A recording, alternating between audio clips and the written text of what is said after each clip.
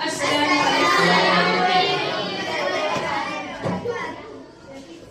बच्चों, आप तैयार हैं आज एक नया सवाल के लिए?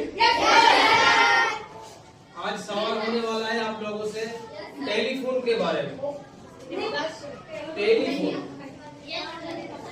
जो विनर बनेगा उसके लिए आप लोगों को पता है हमारे पास ट्रॉफी।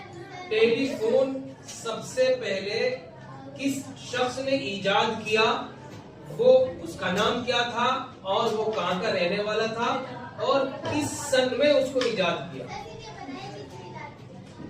बताइए, शाबाश। किसने इजाद किया? शाबाश, बिल्कुल करेक्ट जवाब। Alexander Graham Bell. Alexander Graham Bell सबसे पहले टेलीफोन जो इजाद करा अलेक्जेंडर ग्राहम बेल ने 1876 में, और वो स्कॉटलैंड का रहने वाला था।